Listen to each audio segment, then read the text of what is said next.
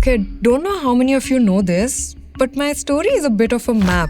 I was born in Secunderabad. My family is from Chandigarh. As an army kid, I grew up across literally 10 different states, but I now live in Bangalore. I've built a life here now.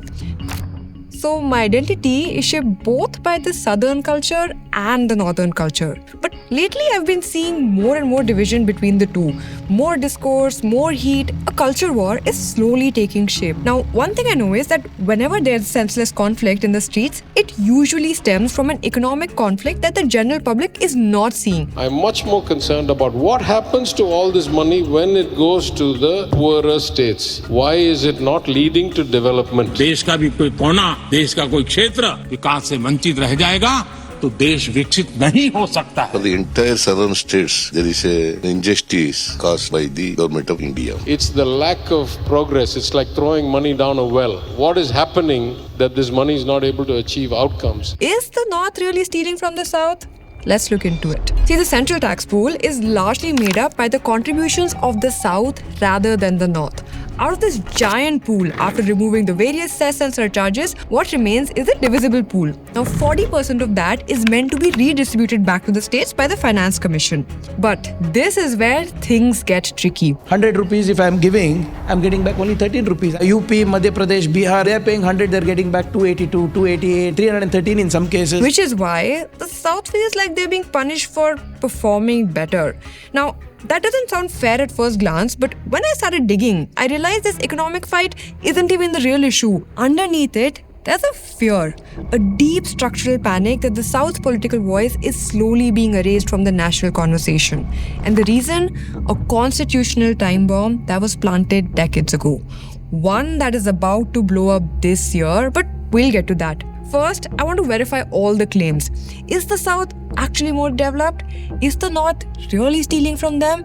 And is there a way to diffuse all of this before it tears us apart? See, we did a video on this 2 years ago, but we were too early back then. Currently, the situation is reaching its boiling point, and more people are talking about it, as they should, because this is something that everyone should know, whether they are from the South or the North. So, let's go back in time.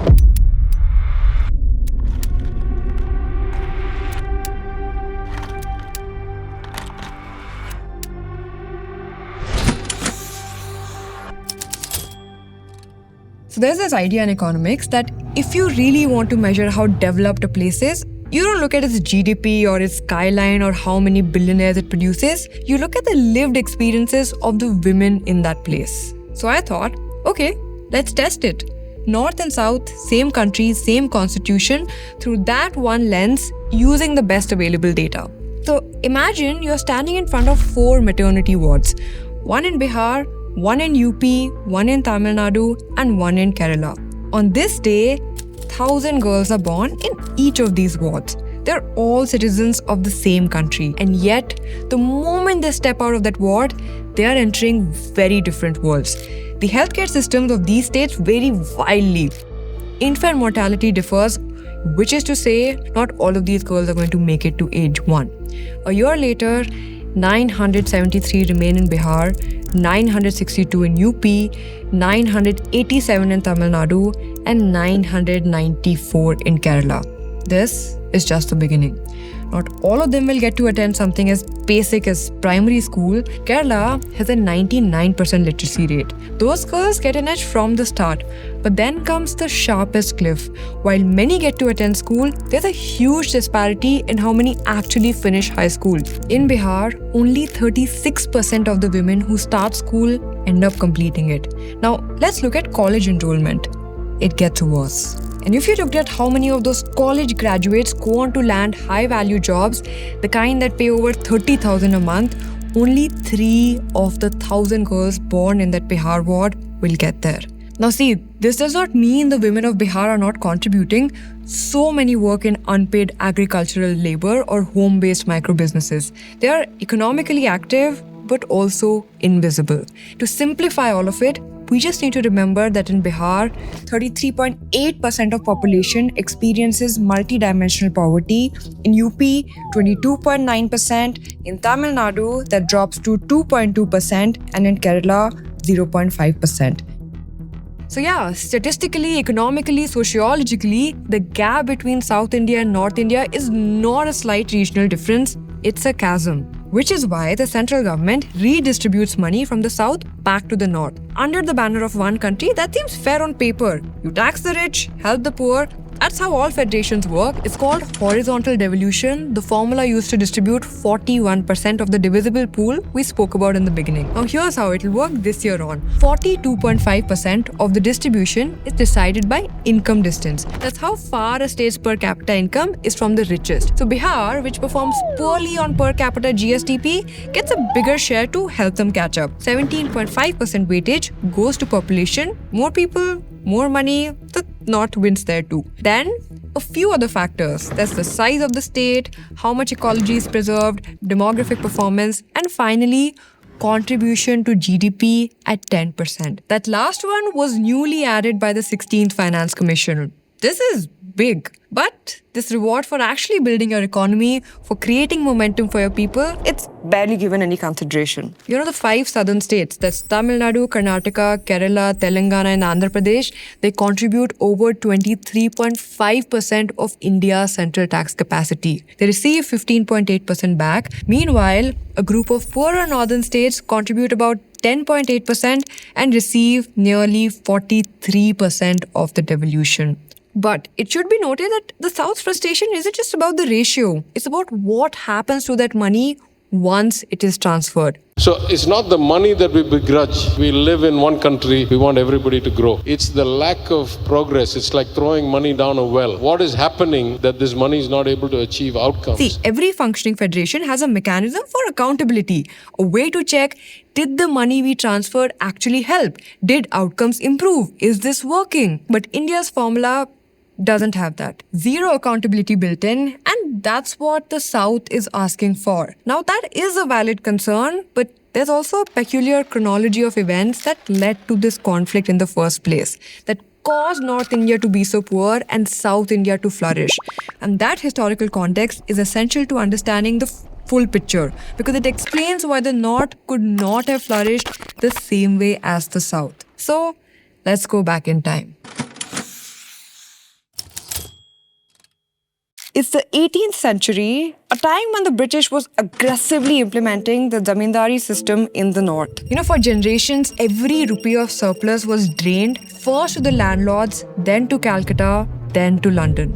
The pipeline ran one direction, out. When democracy finally arrived, the politics of the North didn't focus on building schools or hospitals, it focused on caste survival. Political leaders rose to power not by promising infrastructure, but by promising representation. They said, vote for me because I am from your caste and I will protect you from them. Lalu Prasad Yadav in Bihar famously campaigned on the slogan, we don't want development, we want respect. And that respect was deeply necessary and felt by millions of historically oppressed people, but the economic cost was catastrophic. Infrastructure crumbled, law and order collapsed, an era often called the Jungle Raj. In 1952, they introduced the freight equalization policy, one of the most consequential, disastrous economic policies in our history.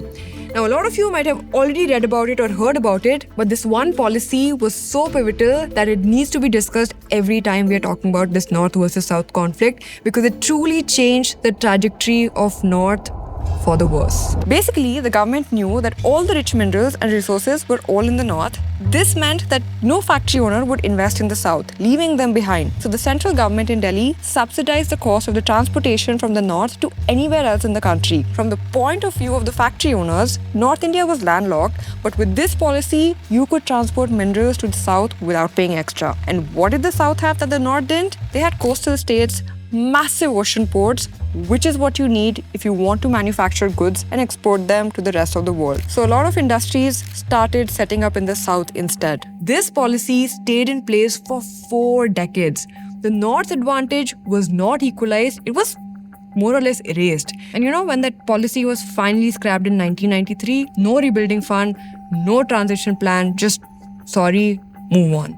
And I think sometimes that's the fundamental problem with one central body that is not accurately representative of the diverse 1.4 billion demographic deciding on behalf of a complex whole. That's why sometimes so many people propose that in a country like India, maybe a decentralized system is what is required. And if you think about it, decentralization is not just a policy idea. It's a principle.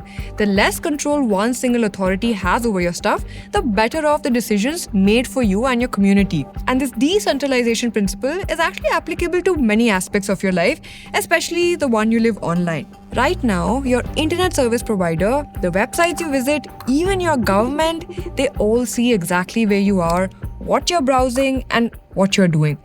All your data flows through one centralized point, and that power influences what ads you see and how your data is used against you. And that is exactly the problem that today's sponsor for our video, NordVPN, solves. NordVPN routes your traffic through the network of over 6,000 servers across 111 countries, so no single entity controls or monitors your data.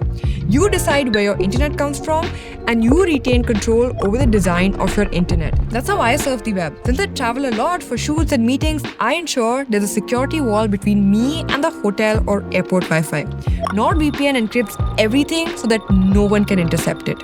But that's not the only reason why I do it. Have you ever been recommended an exciting film only for you to receive the message, this movie is currently not available in your region? Well, when I connect to NordVPN, it lets me access films from different content libraries. It also shows me different pricings of flights. I can compare product pricing across different countries or even access ground-level news reporting from other countries. And it does it all while protecting me from any unwanted targeted ads or an invasion of my privacy. Oh, and if you go to nordvpn.com/AV, you will get a huge discount on a 2-year plan plus 4 additional bonus months completely free. And it's totally risk-free with NordVPN's 30-day money-back guarantee. Also, don't go through the direct link. The best deal on NordVPN is through our link. And don't worry, we have attached it in the description below to get you started. Now back to our story. So the North didn't actually choose poverty, but an unfortunate policy and the shackles of feudalism bred the situation. But if you look at the South, a completely different experiment was underway. Albeit not as complicated, the South had its own caste hierarchies to deal with, and it wasn't easy for sure.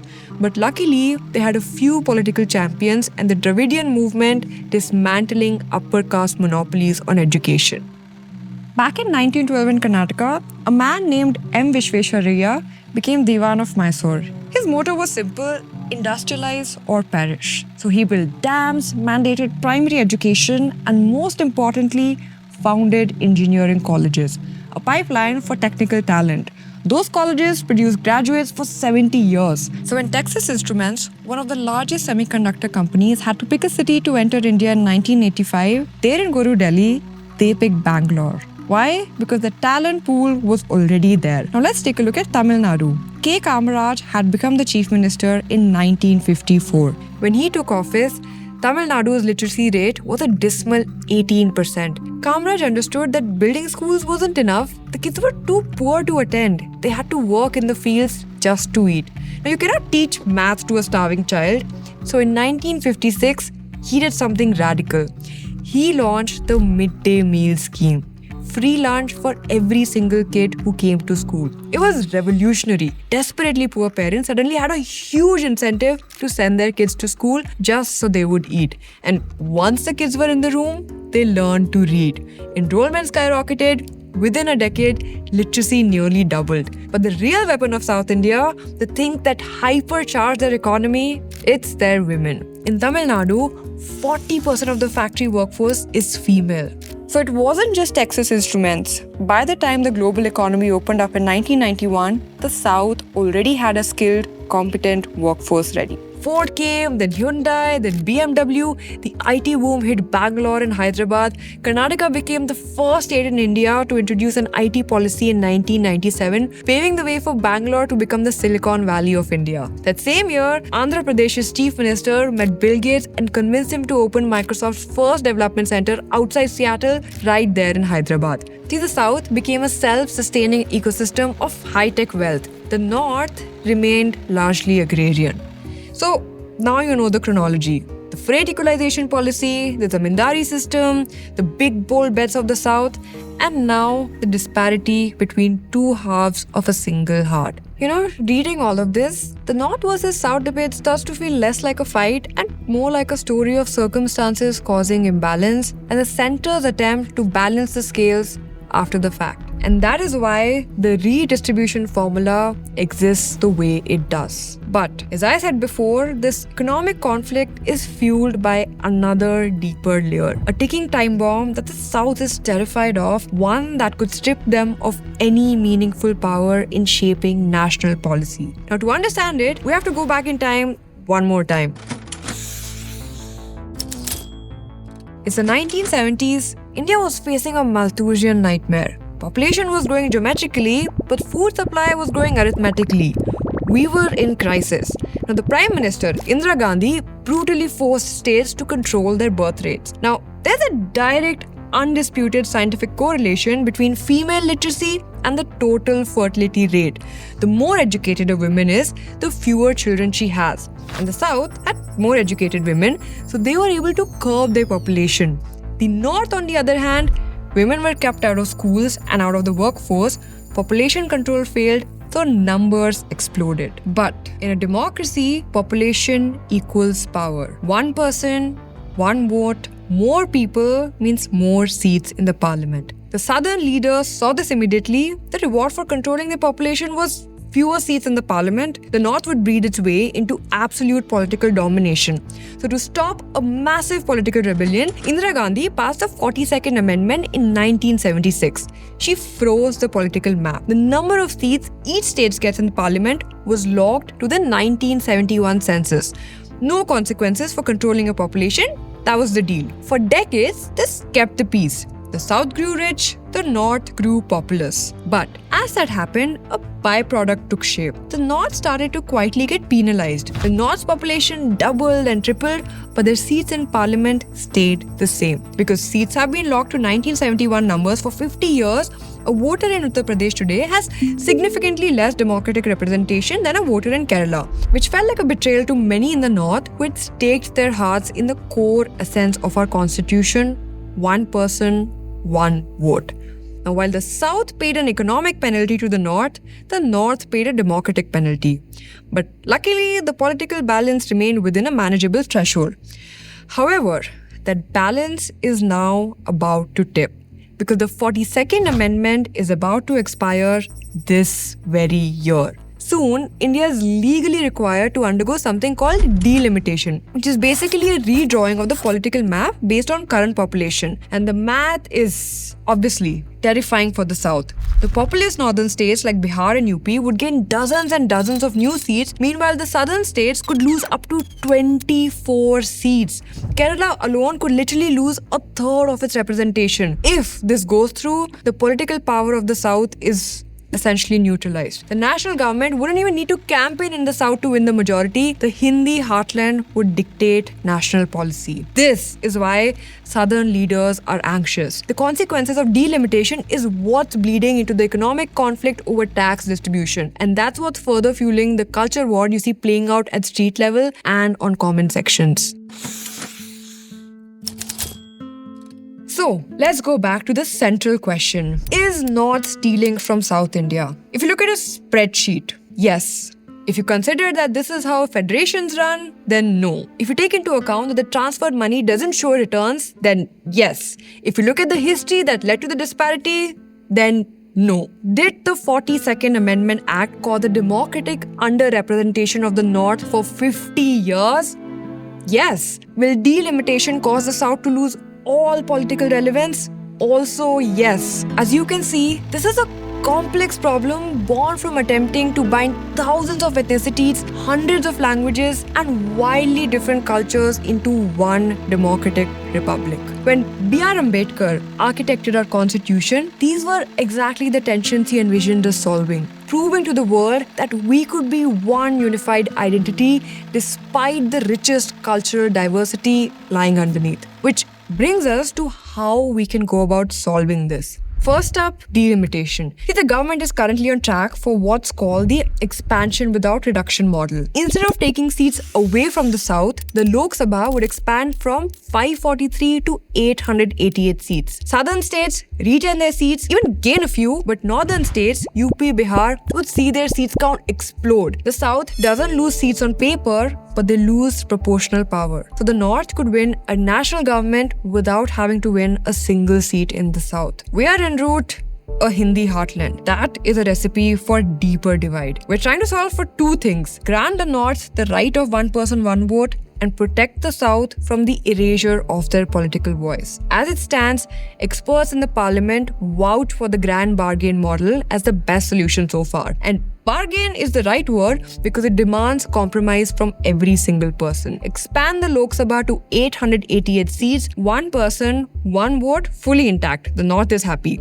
This isn't a favor for them, it's correcting a democratic deficit piling up from 50 years ago. Next, to protect the South from dilution, convert the Rajya Sabha into a federal shield. Move it from population-based representation to equal representation. Every state, regardless of size, gets the same number of seats. The US Senate follows this model too. Then, give the Rajya Sabha real power over federal matters. Currently, it has no authority over money bills, budgets, taxes, etc. Under this model, all laws affecting federalism, taxation, or state boundaries would require a majority in both houses. So even if the North passes something in the Lok Sabha with its majority, the South can check it in the Rajya Sabha where they hold equal ground. Only way to pass a bill is to compromise and find a common ground between all parties involved. That way, the North gets its voice back in the Lok Sabha and the South has the political tools needed to protect themselves in the Rajya Sabha. Now, of course, this is way easier said than done. It requires bold constitutional changes,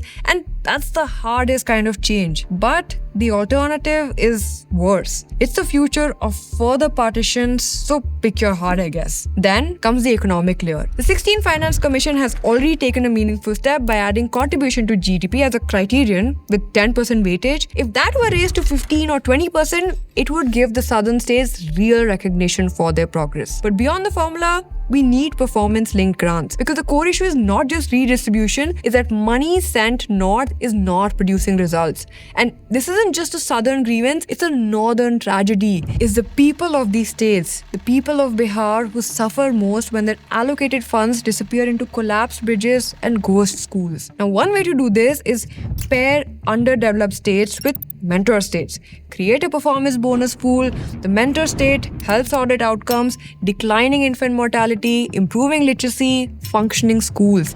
The center assesses and allocates the bonus to the underdeveloped state accordingly. You incentivize growth, and in the process, you build something more valuable than any grant. That's a shared stake in each other's progress. That's actual unity. None of this works though without real-time fiscal transparency. Audit reports that arrive 3 years late and nobody reads are pointless. The 16th Finance Commission has taken steps in the right direction. I'm hopeful more such leaps will follow, because where we are is not enough. And finally is the culture war. This is actually the toughest layer, because the people driving it are just another breed of keyboard warriors, fighting and imposing to feel a sense of power, completely oblivious to the power that lies in compromise and coexistence. Anyone playing the blame game does not seem to realize that the story of this nation, our history, has always been a tale of interdependence. We need each other. Back in the 1970s, when India faced the food shortage crisis, it was the North that tripled their food production through the Green Revolution and fed the entire country. But do you know who the father of the Green Revolution is? It was a scientist from Tamil Nadu named M.S. Swaminathan. Without his research and persistence, the North wouldn't have had the magic seeds to plant. Even the current situation is similar. See, the South curbed their population, which now has led to a surplus in their aging population, which means in 10 to 15 years, the South's workforce is going to shrink. Fewer young taxpayers, more retirees to support, the same trajectory that stalled Japan's economy for decades. The North, though, it has the opposite problem. A massive young population and not nearly enough jobs or infrastructure to absorb them. Neither do they have the required expertise in development. It's clear as day, we need each other. The South contributes to the national GDP that grows the country, yes, but the North contributes disproportionately higher to another institution that holds this country together, the armed forces. See, a relationship isn't 50-50. it's you handle this, I handle that. Being an army kid and having seen both sides of the story, this shared identity is something I've been fortunate enough to experience. By the way, before I go, I have a small request from all of you. If you guys have any solutions, if you guys have any thoughts around this, please share them in the comments below. If you think there's something else we can do to fix this issue, I feel like it is important to start a conversation instead of bringing each other down. I think we need to look at how we can develop as a nation. So yeah, if you have any thoughts, drop them in the comments below. अब सब players सामने आएंगे और खुद को introduce करेंगे। You Balbir Kaur Punjab. दोबारा। बलबीर कौर पंजाब। दोबारा। बलबीर कौर पंजाब। टीम से अलग होकर साइड में खड़े हो जाओ। बाहर। नेक्स्ट। कोमल चटाला हरियाणा। बाहर। मौली जिमिक मणिपुर। आउट। नेत्रा रेड्डी आंध्र प्रदेश। आउट। रचना प्रसाद बिहार। निकोला स्क्वेरा महाराष्ट्र। बाहर। विद्या शर्मा इंडिया। विद्या शर्मा इंडिया। जोर से कहो। विद्या शर्मा इंडिया।